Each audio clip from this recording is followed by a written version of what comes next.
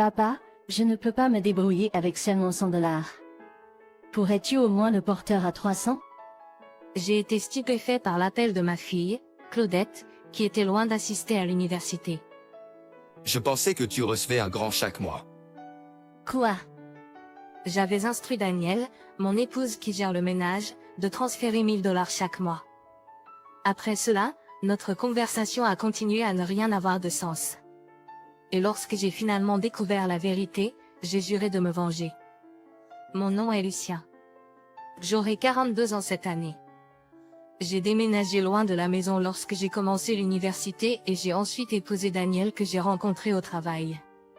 Nous avions le même âge, et bien que je connaissais son existence, nous travaillions dans des départements différents et interagissions à peine.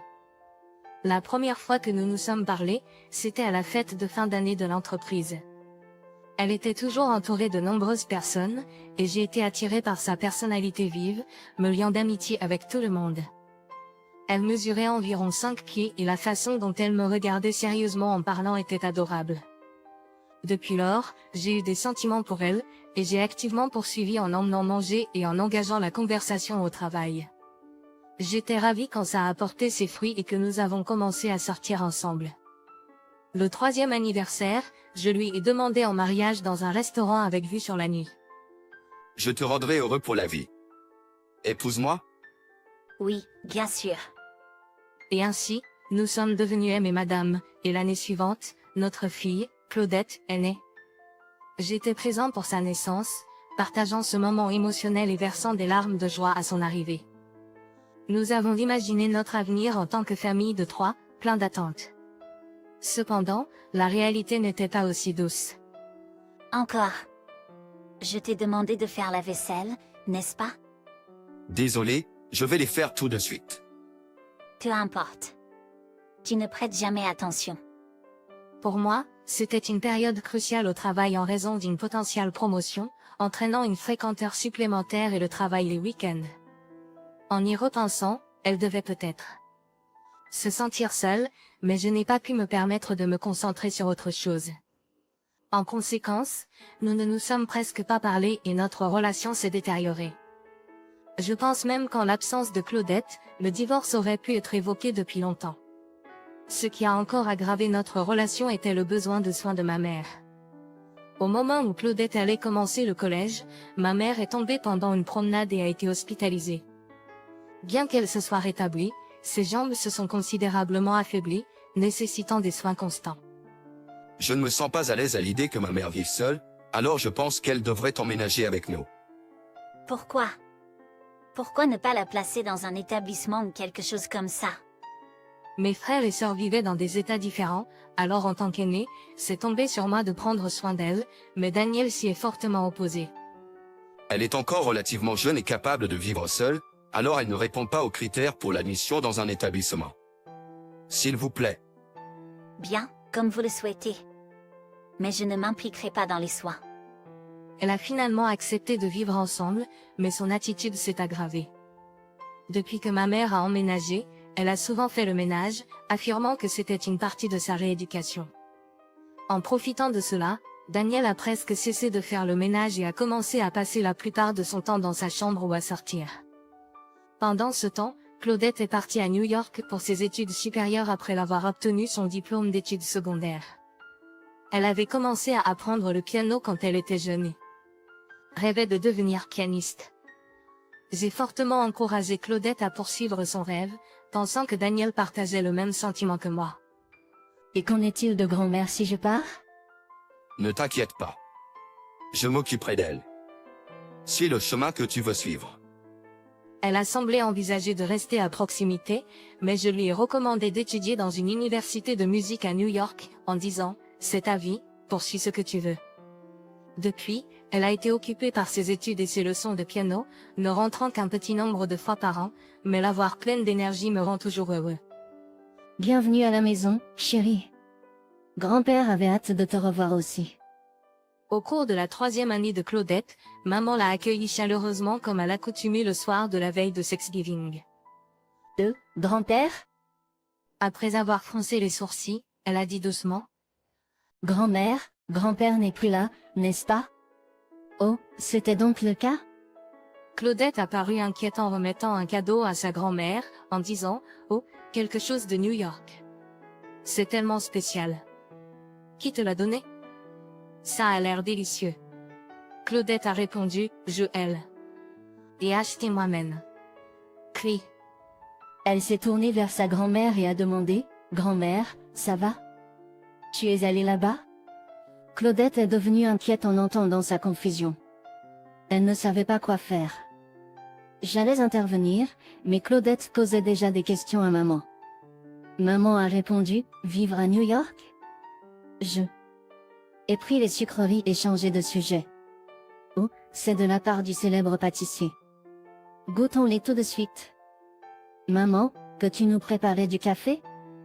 Bien sûr, c'est une bonne idée. Je vais aller en faire. Ayant un mauvais pressentiment, j'ai regardé dans la cuisine où elle est allée et je l'ai vue fixer une casserole brûlée. Claudette a chuchoté. À moi. Disons, « Papa, est-ce qu'elle a la maladie d'Alzheimer ?» J'ai répondu gravement, « Oui, elle souffre de la maladie d'Alzheimer. » En quoi ça consiste? J'ai répondu, « Il me semble que les symptômes n'ont pas beaucoup progressé, donc cela n'affecte pas la vie de tous les jours. » Mais juste l'autre jour, elle a laissé la casserole sur la cuisinière et elle a brûlé. Je l'ai dit à ta mère d'être prudentée. De faire attention aux choses. Je vois. Est-ce que je devrais rentrer ici? J'ai répondu, oh, allez. Tu as mentionné un important concours à venir l'autre jour. Ni moi ni grand-mère ne voulons que tu abandonnes ton rêve et que tu reviennes ici. Tu n'as pas à t'inquiéter pour elle. Ta mère et moi sommes là.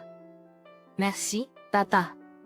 Maman a apporté du café de la cuisine, alors nous avons mis de côté ce sujet et avons bavardé en savourant les sucreries. Lorsque Claudette a commencé à faire la vaisselle dans la cuisine, Daniel est dirigé vers elle. Je pouvais entendre leur conversation depuis le salon. Chérie, tu sais comment mamie est maintenant, non? Je n'ai pas pu voir son expression, mais j'ai pu deviner d'après sa voix qu'elle allait parler mal de ma mère. Claudette a répondu, oui, j'ai entendu dire la même chose de la part de papa.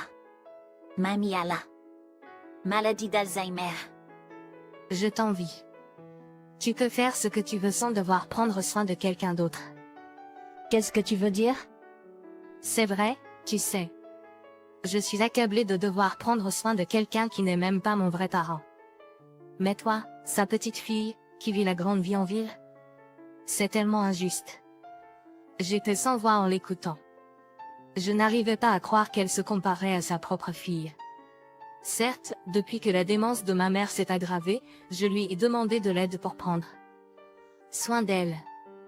Occasionnellement, peut-être quelques fois par semaine. Je gérais le reste grâce au télétravail ou en utilisant des services d'accueil de jour pour adultes, en essayant de ne pas trop compter sur elle.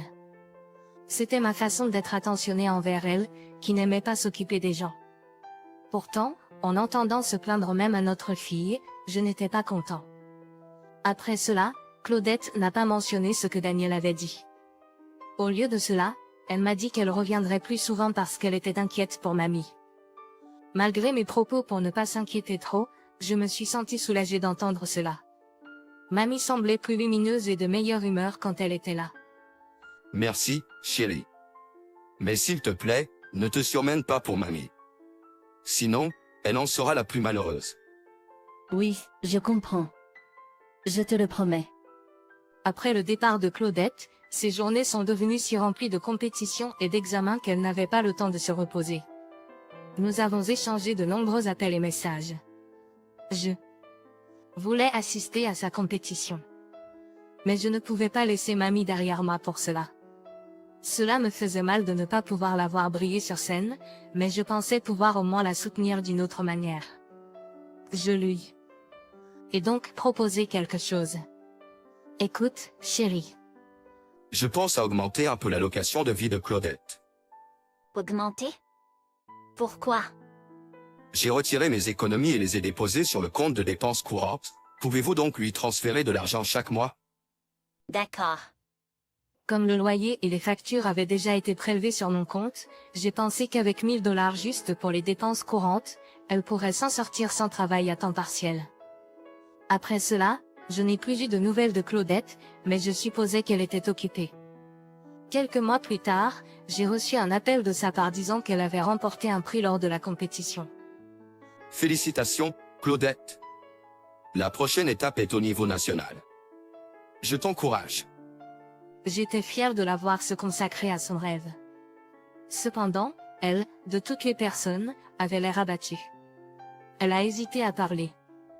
Papa, j'espère obtenir de bons résultats lors de la compétition nationale.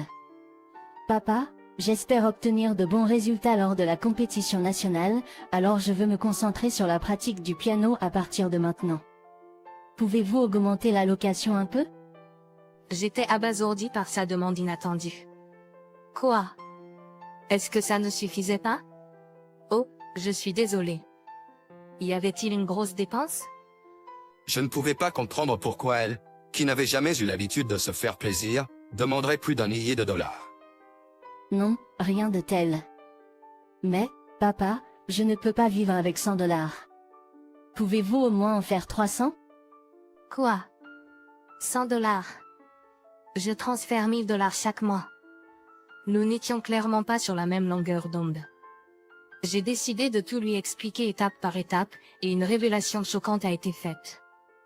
Attends, tu travaillais à temps partiel pour couvrir tes dépenses courantes tout en te préparant aux compétitions et en assistant aux cours? Oui, je devrais au moins gagner mes propres dépenses, tu sais. Regarde, je t'envoie une capture d'écran. Regarde. En effet, cela montrait que l'allocation mensuelle que je lui avais envoyée était de 100 dollars. Ce ne peut pas être ça. Je lui avais dit de transférer 1000 dollars chaque mois. Je me suis immédiatement senti honteux de moi-même en supposant qu'elle se concentrait uniquement sur le piano. Je ne voulais pas te déranger, papa. Tu avais l'air occupé. Puis elle est devenue silencieuse. Il m'a semblé qu'il y avait quelque chose de plus qu'elle ne m'avait pas dit, alors je lui ai demandé. Que veux-tu dire par là? Maman m'a dit de ne rien dire, mais tu es en difficulté financière à cause de grand-mère, n'est-ce pas? Bien sûr, comme elle l'a dit, les dépenses pour maman ont augmenté. Mon revenu a diminué en raison de la réduction des heures supplémentaires, et maman a commencé à fréquenter des services de jour. Pour adultes. Même ainsi, cela a eu un impact minimal sur le foyer. Il y avait de l'argent mis de côté pour maman, qui est utilisé pour couvrir ses dépenses. Je suis également dans une position de gestion maintenant. Je ne lutte pas financièrement au point de couper le soutien de ma fille. Alors que je discutais avec Claudette, je suis devenu de plus en plus suspicieux à l'égard de Daniel. Peut-être l'a-t-elle senti, elle a donc parlé d'une manière maladroite. Maman a l'air de ne pas te tenir en haute estime toi et grand-mère, tu sais. Apparemment, Daniel a nourri sa négativité à l'égard de moi et maman.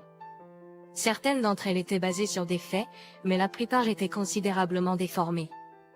Je m'étais rendu compte depuis longtemps qu'elle n'avait pas une haute opinion de nous. Mais mentir à notre fille. J'avais peur de parler de l'allocation, tu serais critiqué à nouveau. Alors, je n'ai pas pu l'aborder. J'avais peur de l'aborder parce que je pensais que tu me critiquerais. Alors, je n'ai pas pu l'aborder. Elle a eu du mal à parler, et je me suis rendu compte qu'elle pleurait. Je me suis excusée auprès d'elle, en m'emportant silencieusement contre Daniel. Transformer ma mère en méchante et mettre en danger la vie de notre fille. Quel moyen de traiter sa famille. J'ai serré les poings, tremblant de colère. Des discussions houleuses avec Daniel ne résoudraient rien. Je me suis donc calmée. Ok, écoute, chérie. Peux-tu revenir ce week-end? On parlera de tout. D'ici là, ne dis rien à ta mère. D'accord, très bien. En essayant de me calmer, j'ai attendu son retour. Puis elle est revenue avec une coupe ce week-end. Bienvenue à la maison, chérie. Maman avait l'air ravie. Daniel, comme d'habitude, était sorti depuis le matin. Elle est finalement rentrée vers l'heure du dîner, exigeant que je prépare le dîner pour elle. Ouais, j'ai gagné un prix dans une compétition et j'avais envie de le partager. En assistant à cela, j'ai senti que ce qu'il me restait d'affection pour elle s'est évaporé. Les choses ont-elles vraiment tourné de cette façon? Notre relation s'était déjà détériorée depuis longtemps, mais j'avais supposé à tort qu'elle avait encore de l'affection pour Claudette. Effrayée par la vérité, j'ai tourné le dos à la réalité, blessant ma précieuse fille. Dans le processus, pour lui faire face, je l'ai regardée droit dans les yeux.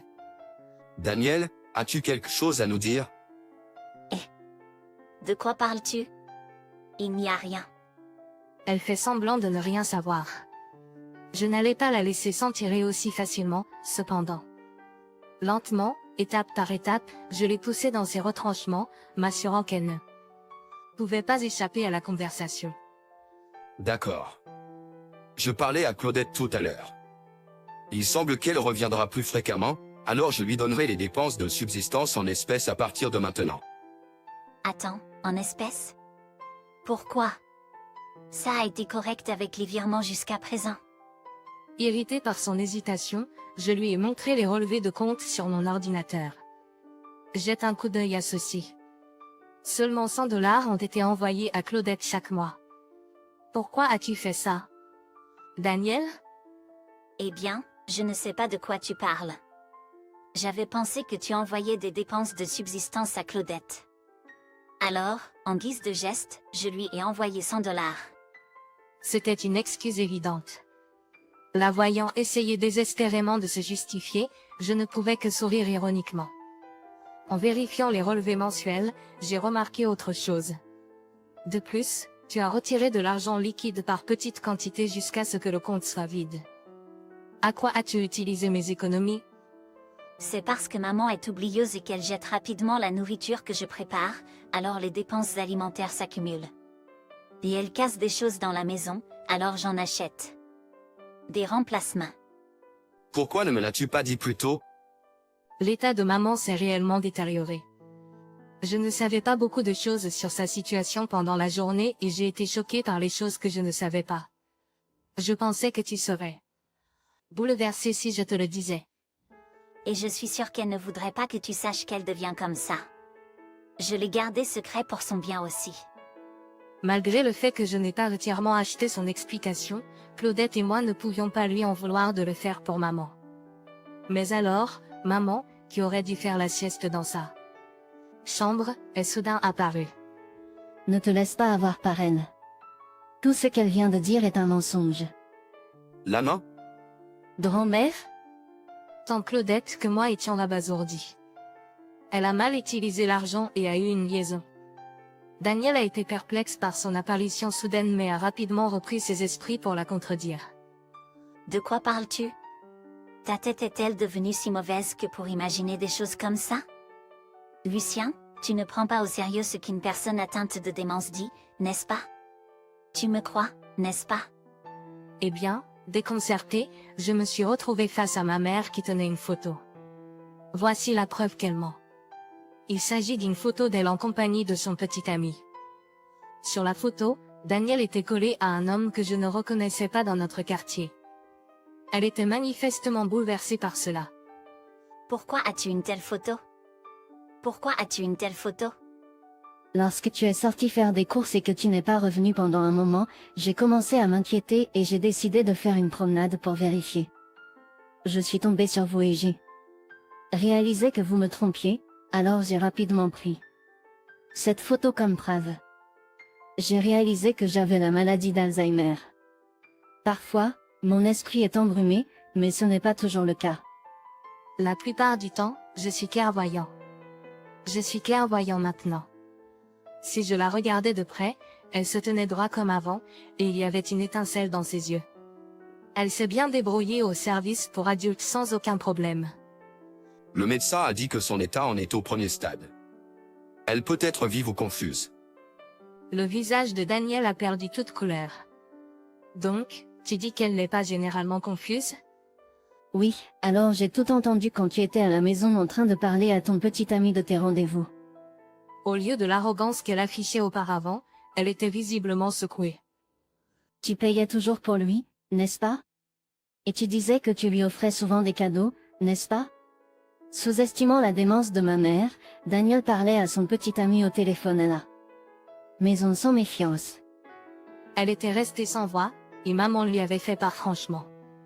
Je t'apprécie vraiment pour ton aide et tes soins, mais je sais aussi que tu as parlé méchamment de moi dans mon dos.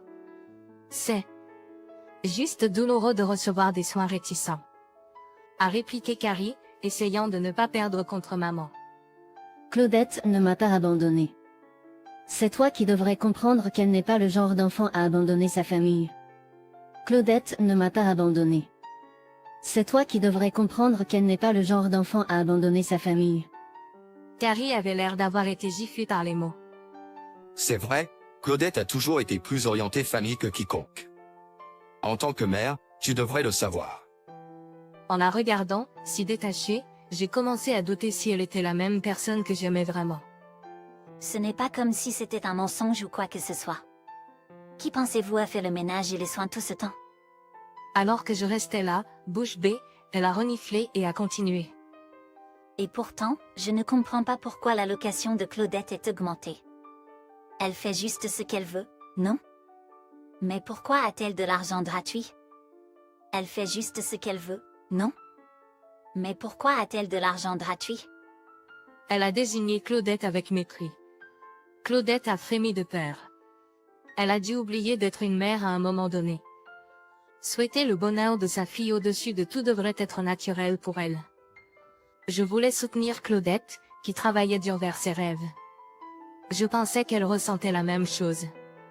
Voyant qu'elle rejette même notre fille comme ça, j'en suis restée choquée.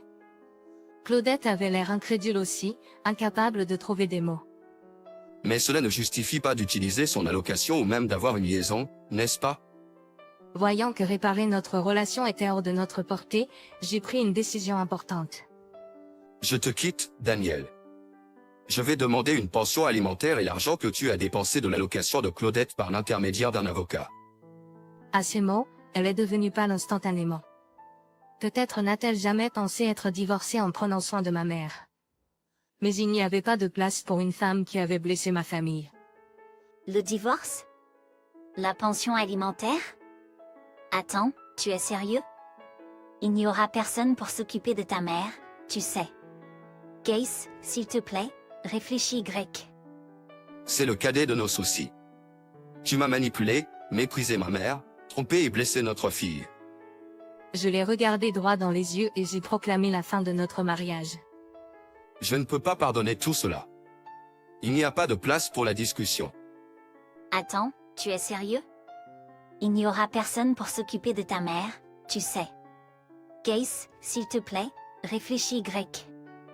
Après cela, Daniel a continué à plaider, mais j'ai été ferme dans ma décision, et la demande de divorce et les demandes d'aliments ont été traitées par l'avocat.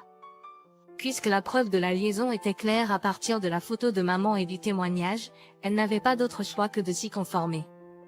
Après notre séparation, incapable de subvenir seule à ses besoins, elle s'est tournée vers son petit ami.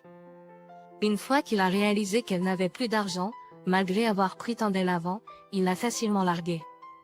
Il n'a dû la voir que comme une vache à lait. Bien qu'elle nous ait tendu la main pour notre aide, nous avons ignoré et bloqué. Trahie par son petit ami également, elle doit probablement vivre dans la pauvreté, engloutie par les dettes maintenant. D'un autre côté, Claudette, maman et moi avons longuement discuté de la prise en charge à l'avenir. Maman, que veux-tu faire à partir de maintenant? Claudette et moi donnerons la priorité à ton souhait. Elle a communiqué sa décision de manière ferme. Mon bonheur, c'est quand ma famille est heureuse. C'est le plus douloureux quand je me sens comme une charge pour vous. Donc, je ne veux pas que vous renonciez à ce que vous aimez pour mon bien. Maman, nous comprenons ce que tu ressens, mais je veux que tu restes en bonne santé et heureuse pendant longtemps aussi. As-tu envisagé de déménager dans une maison de retraite à proximité? J'avais réfléchi sérieusement à la proposition lorsque les conditions d'admission me sont semblées favorables, surtout après l'avoir vu apprécier les services de jour. En combinant sa sécurité sociale et une partie de mon salaire, c'était une somme que nous pouvions nous permettre. Cela a l'air d'être un endroit magnifique. Cela semble amusant de passer mes années d'or dans un tel établissement. Elle a semblé heureuse de regarder le dépliant. Avec le contrat finalisé sans encombre, elle s'est installée dans l'établissement, se liant rapidement d'amitié avec les autres résidents. Elle semble maintenant plus alerte qu'à la maison. Avec le soutien du personnel et les interactions avec des personnes de son âge, sa démence n'a pas autant progressé et elle maintient une condition relativement stable. Même quand Claudette et moi sommes occupés par nos études ou notre travail, nous trouvons du temps pour la voir, même si les visites sont courtes. Nous la voyons plus souvent qu'avant quand elle vivait à la maison. Même si nous n'habitons pas près ou que nous ne fournissons pas de soins directs en vivant ensemble, notre amour pour notre famille ne change pas.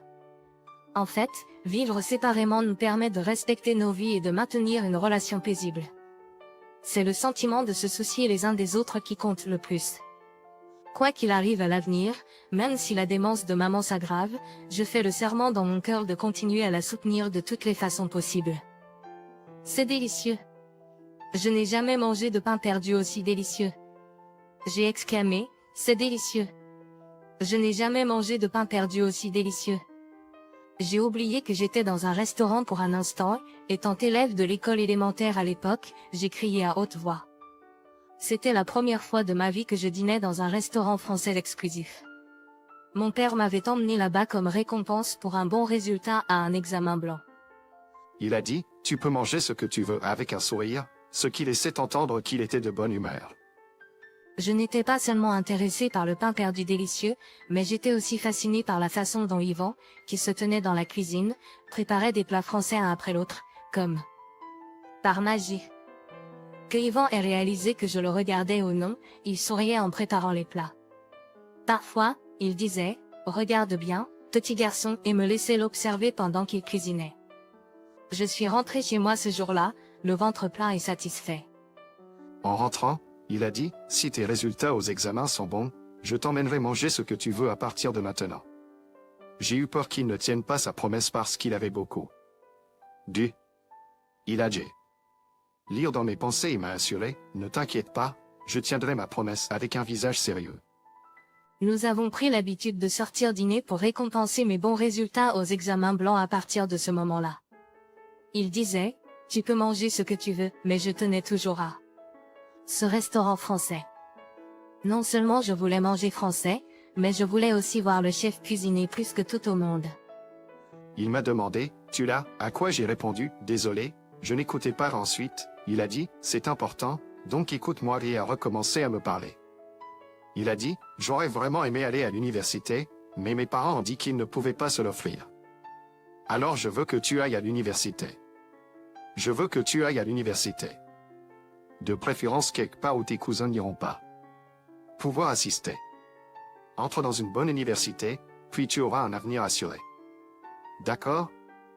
Me le promets-tu? C'était à sens unique, de mon point de vue, mais oui. J'ai accepté. Je voulais répondre aux attentes de mon père, alors j'ai étudié dur. Grâce à mes efforts, j'ai été admis dans un collège privé réputé de ma ville natale, ainsi que dans un lycée considéré comme l'un des plus avancés de l'État. Je ne me vante pas, mais mes notes du lycée étaient excellentes. J'ai pu entrer à l'université que mon père disait que mes cousins n'auraient pas pu faire. J'avais travaillé dur au lycée et n'avais jamais eu de petite amie dans ma vie. Mais en 3e année d'université, j'ai eu une petite amie. Elle s'appelait Alexandre. Je l'ai rencontrée lors d'une fête organisée conjointement par plusieurs universités. J'étais bavard parce que j'étais ivre, et Alexandre était une bonne auditeur, probablement parce qu'elle était sauvage et ne buvait que du jus. Quand je suis rentrée chez moi, j'ai réalisé que j'avais trop parlé. Je voulais la revoir, mais je pensais que j'avais été trop insistant et qu'elle aurait été dégoûtée, alors je ne l'ai pas contactée. As-tu parlé avec Alexandre? Un camarade de club m'a demandé. À ce moment-là, je ne comprenais pas pourquoi il me disait ça. Selon Alexandre, elle s'est beaucoup amusée à parler avec toi. Tu devrais vraiment l'appeler. J'ai eu envie de sauter de joie quand j'ai entendu ça. Et j'ai décidé de sauter le pas et d'envoyer un message à Alexandre. Mais je n'avais aucune idée du genre de message que je devrais envoyer. Après mûre réflexion, j'en ai envoyé un. Comme ça fait longtemps. Quoi de neuf? C'était juste un simple message. Je me suis déçue de ne pas avoir pu penser à un seul mot spirituel. Ça fait longtemps. Je suis tellement heureuse d'avoir de tes nouvelles. Je pensais ne plus jamais t'entendre. J'ai fait un point. Dès lors, j'ai fait un mouvement agressif qui m'a même surpris. À chaque fois que je recevais une réponse d'Alexandre, je répondais immédiatement. J'ai répondu immédiatement. Je supposais que si je gâchais cette occasion, il n'y en aurait plus. Je n'avais pas de temps à perdre, alors je pensais que c'était le meilleur moyen de faire en sorte qu'Alexandre m'aime.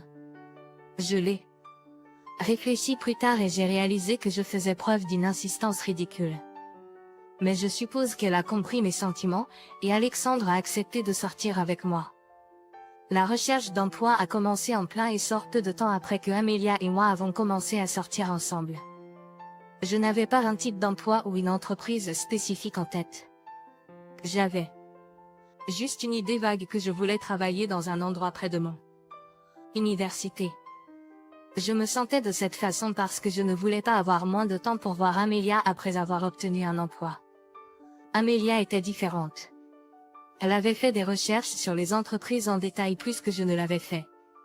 Elle a mentionné une entreprise tout en me montrant un guide de recherche d'emploi, avec des étiquettes autocollantes dessus.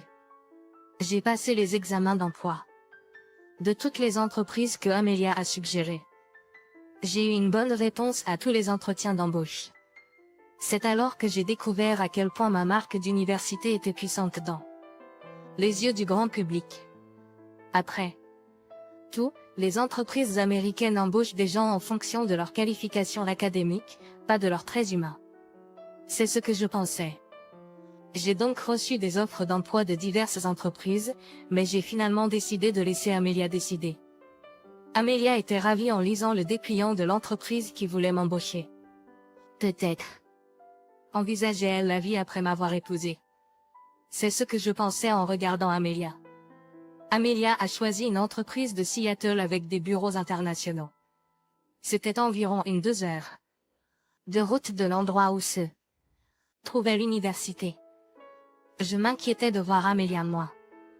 Ne t'inquiète pas, je vais à Seattle après l'obtention de mon diplôme, moi aussi. Même si nous ne nous voyons pas beaucoup, ce ne sera pas pour plus de 2 ans. Amelia l'a dit comme si c'était rien. Je pensais qu'elle était une personne forte. Mais j'avais tort. Je ne comprenais vraiment rien. Amelia est arrivée à Seattle 2 ans après que j'ai terminé l'université, tout comme elle l'avait promis. Nous avons emménagé ensemble et sommes devenus plus proches que nous ne l'avions été à elle. Université. Amelia était vraiment gentille et acceptait tout. Alors nous n'avons jamais eu de dispute. 1 an plus tard, nous nous sommes mariés. Notre vie de jeune mariée était heureuse. J'étais occupée au travail tous les jours et rentrais souvent tard. Mais peu importe à quel point j'étais fatiguée, je me réjouissais le plus de rentrer à la maison auprès d'une belle épouse. Mais après environ 1 an, notre vie de mariage a changé de manière drastique. L'entreprise pour laquelle je travaillais a été durement touchée par la crise économique mondiale et a fait faillite de manière inattendue. En raison de cette situation inattendue, j'étais dans embarras. Mais c'est Amelia qui était plus déprimée que moi. Je supposais qu'elle se blâmait elle-même parce que l'entreprise que je lui avais suggérée avait échoué. En voyant Amelia comme ça, je voulais l'encourager en tant que mari. Avec cela à l'esprit, je me suis poussée et lui ai pris les mains pour remonter son oral. Je sais que ce sera difficile, mais nous passerons au travers ensemble, je lui ai dit. Je pensais qu'elle sourirait et dirait, oui, faisons-le. Mais la réaction d'Amelia a été quelque chose que je n'avais jamais imaginé. À quoi ça sert d'être marié avec toi comme ça? Amelia, qui était clairement en colère, avait l'air plutôt dégoûtée. J'ai senti une bouffée de froid me parcourir l'échine. Est-ce réellement ma femme qui parle ainsi? Je suis sorti avec toi, qui n'avait rien de spécial, et je t'ai même obtenu un emploi dans une entreprise bien rémunératrice. Comment se fait-il que tu aies perdu ton emploi juste après notre mariage? Cela ruinerait tous mes plans. Depuis lors, elle m'évitait. Je me demandais si elle était sérieuse quand elle avait parlé ainsi. Était-elle simplement bouleversée et avait-elle dit quelque chose sans y penser? Était-elle sérieuse quand elle a parlé ainsi, ou était-elle simplement bouleversée et a dit quelque chose sans y penser? Je me demandais si c'était ainsi que devait être une relation amoureuse. Pourquoi suis-je tombé amoureux d'Amelia? Pourquoi l'ai-je épousée? Je ne savais plus quoi faire. Nous devrions divorcer. J'ai entendu une voix qui semblait me rejeter froidement. Pardon? Tu es la cause du divorce, alors c'est toi qui devrais partir. Elle est partie dans la chambre à coucher en me laissant dans le salon. Je n'avais pas l'intention de la convaincre. Le lendemain, j'ai déposé les papiers du divorce au bureau municipal, j'ai fait mes valises et je suis partie de l'appartement. Je me souviens de ce que mon père me disait. Rentre dans une grande université, et ton avenir sera assuré. Mais qu'en est-il de la réalité? Même si tu as un bon diplôme universitaire, si l'entreprise fait faillite, tu te retrouveras au chômage. Ma femme et moi avons divorcé maintenant que je suis au chômage. Même si je suis intelligent et que je peux bien étudier, je sais peu de choses sur le monde. J'étais une personne impuissante. Pour une raison quelconque, je ne me suis pas sentie déprimée après avoir perdu mon emploi et divorcé de ma femme. Pour une raison étrange, j'ai commencé à rire. Mon esprit était clair. Je n'avais plus rien. Cela signifiait que je était libre. C'était la première fois que je ressentais cela dans ma vie. Après cela, je suis allée où je voulais et je suis restée où je voulais. Surprenamment, j'ai découvert que les motels bon marché peuvent être paisibles et confortables. Diable, je ne veux pas aller travailler. Ce serait génial si je pouvais ne faire que ce que j'aime dans la vie. Sa remarque sur ne faire que ce que l'on aime m'a fait réfléchir. Je me suis rendue dans un endroit. C'était mon restaurant français préféré, près de mon lieu de travail. C'est un restaurant français. Haut de gamme. Que je fréquentais régulièrement pour y recevoir mes clients. C'était un établissement haut de gamme. Bonjour. Lorsque la femme du chef du restaurant français m'a remarqué, elle a dû se rendre compte que l'entreprise avait fait faillite et m'a regardé avec un regard complexe. Elle m'a parlé. Je suis sûre que c'était difficile pour vous. Le chef, qui était dans la cuisine, est sorti et m'a appelé. Es-tu venu me dire au revoir? J'ai ouvert la bouche comme pour l'interrompre. S'il vous plaît, laissez-moi travailler ici. Le chef a été surpris, mais a ensuite froncé les sourcils et a grimacé. Je suis sérieux, je ferai n'importe quoi. Engagez-moi ici. Au début, le chef a essayé de décliner mon offre en invoquant de nombreuses raisons. J'avais plus de 25 ans à l'époque. Il a dit, on dit qu'il est trop tard pour devenir un cuisinier à part entière. Même si vous commencez à vous entraîner. Après le lycée. Il faut beaucoup d'efforts, et il n'y a aucune garantie de succès. Si je ne pense pas que vous ayez une chance, vous êtes hors course. Voulez-vous toujours essayer? Lorsqu'il m'a dit cela, je n'ai pas hésité du tout. Il m'a semblé que je l'avais convaincu de ma persistance. Bientôt demain, m'a-t-il dit. Après cela, j'ai travaillé plus dur que je ne l'avais jamais fait dans mon entreprise précédente. Je suis arrivée au restaurant dès le matin et j'ai nettoyé. J'ai volontiers pris en charge des tâches que d'autres membres du personnel ne voulaient pas faire. Le propriétaire était un homme de peu de mots, un vrai chef, et un homme strict qui ne tolérait aucun compromis. Il m'a crié dessus à plusieurs reprises et s'est mis en colère contre moi pour des broutilles. Je voulais être dans la cuisine le plus tôt possible, mais ce n'était pas facile. Comme le chef l'avait dit, la route pour devenir chef n'était pas facile. Pour être honnête, il y a eu des moments où j'ai voulu partir. Puis je me suis souvenu d'un chef qui cuisinait comme un magicien dans le restaurant français que mon père m'avait emmené quand j'étais à l'école élémentaire. D'ailleurs, as-tu quelqu'un de spécial? Un jour, alors que je travaillais dans la cuisine comme d'habitude, le chef m'a demandé. Au début, je ne savais pas ce qu'il voulait dire. J'étais perplexe. Tu es terne. Je te demande si tu aimes quelqu'un. Le chef a dit un peu en colère, eh bien, non, je ne le fais pas, mais... Que penses-tu d'elle? Avec un bref mouvement de la tête, il demanda. La fille du chef allait avoir 25 ans cette année. C'était sa seule fille, et d'après ce qu'on disait, il la trouvait adorable. Sa nature excellente venait de sa femme. Elle avait la même volonté forte que le chef, qui affirmait clairement ce qui était mal et ce qui était bien, quelle que soit la personne à qui il parlait. Je ne méritais pas cela.